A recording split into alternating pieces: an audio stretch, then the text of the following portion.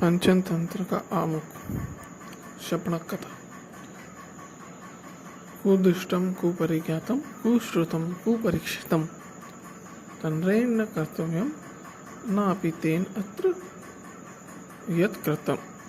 अर्थात अच्छी प्रकार से न देखा, न जाना, न ध्यान पूर्वक सुना गया, न ठीक प्रकार से परीक्षा किया गया कार्य मनुष्य को नहीं करना चाहिए, जिसको यहाँ मूर्ख नाई ने किया था। दक्षिण में किसी राज्य में पाटलिपुत्र नाम का नगर था। उसमें मणिभद्र नाम का सेठ रहता था। अर्थात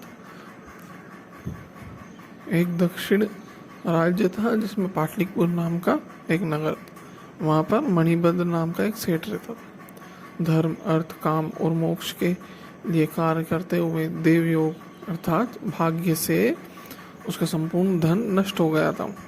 धन के नष्ट हो जाने पर प्रतिदिन के अपमान से वह बहुत दुखी रहता था। एक दिन रात में वह सोते समय दुखी होकर सोचने लगा, मेरी इस दरिद्रता को धिक्कार है।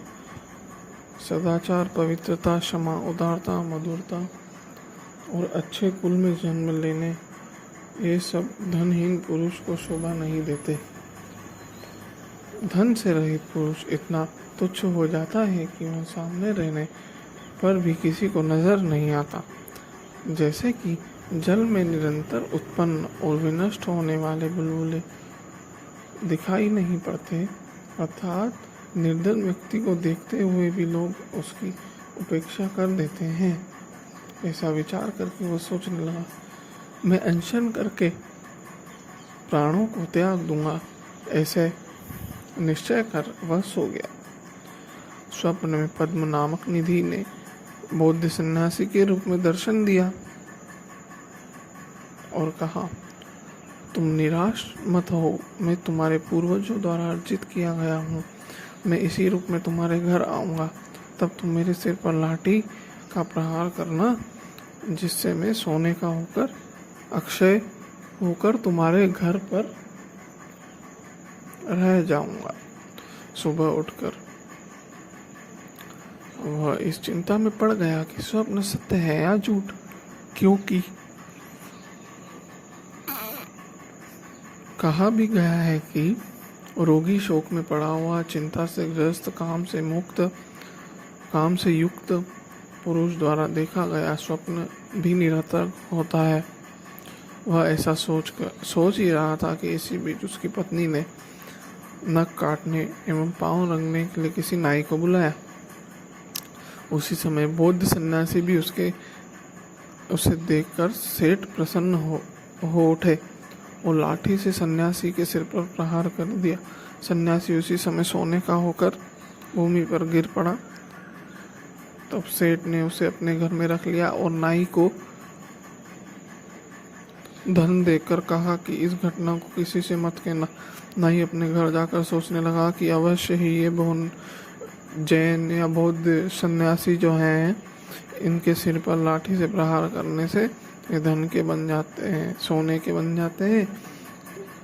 इसलिए मैं भी बौद्ध सन्यासियों को बुलाकर और उन्हें मारकर बहुत सारा सोना एकत्र कर लूँगा। दूसरे दिन नाई ने बौद्ध जैन भिक्षु को अपने घर आमंत्रित किया और घर आने पर लाठियों से प्रहार करना प्रारंभ कर दिया। प्रहार करने से कुछ तो वहाँ मर गए और कुछ घायल हो गए। कुछ साधु दर्द से चिल्लाने लगे। यह शोर सुनकर सिपाही नाई के घर आ गए, जहाँ उन्होंने घायल और भागते हुए सन्यासियों को देखा और उन्होंने एक सन्यासी को पकड़कर सारी घटना की जानकारी ली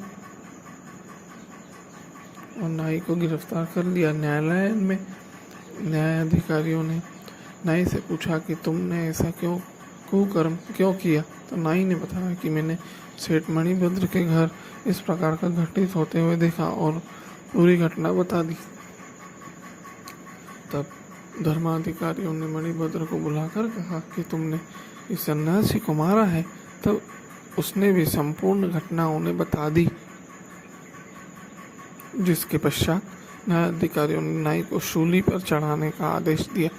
अतः ठीक ही कहा गया है अपरीक्षित न कर्तव्यम कर्तव्यम सुपरीक्षितम पश्चात भवति संतापो ब्राह्मणा नकुले यथा।